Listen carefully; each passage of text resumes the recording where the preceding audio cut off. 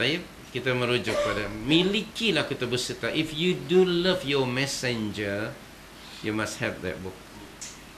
Macam mana kita mengucapkan wa asyhadu anna Muhammadar Rasulullah? Tidak satu pun kumpulan hadis Nabi ada di rumah. Duka cita kita.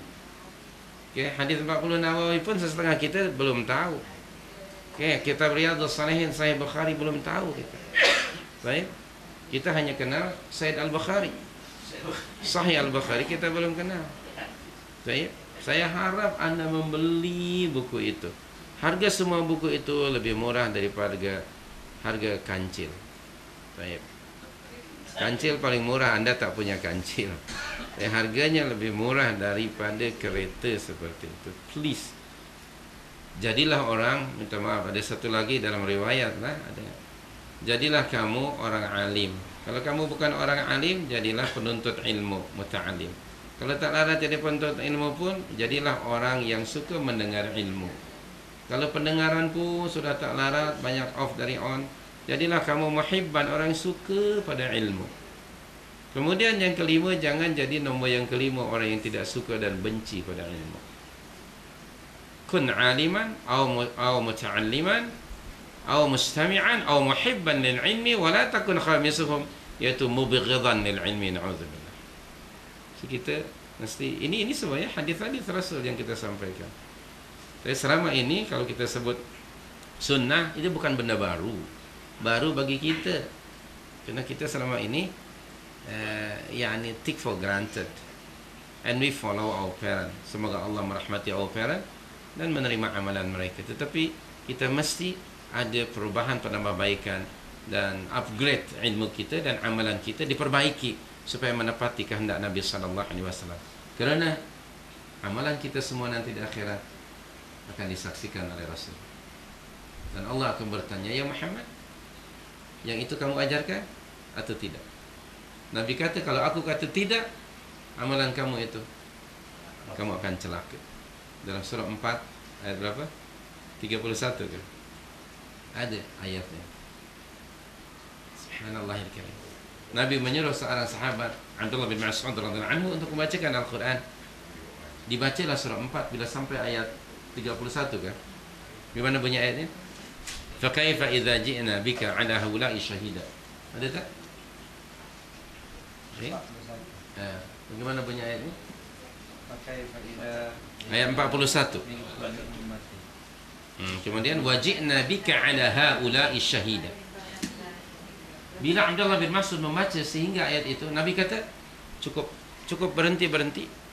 Lalu kata Abdullah bin Mas'ud, Nabi SAW memalingkan mukanya dan aku nampak beliau menangis.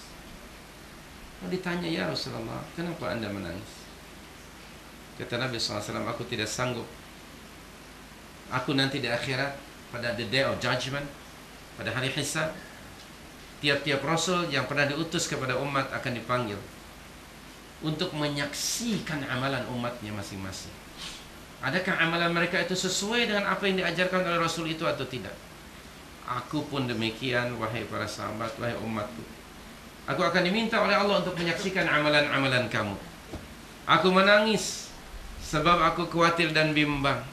Kalau ada amalan kamu setelah meninggal, sepeninggalku, mungkin kamu beramal tidak seperti yang aku ajarkan.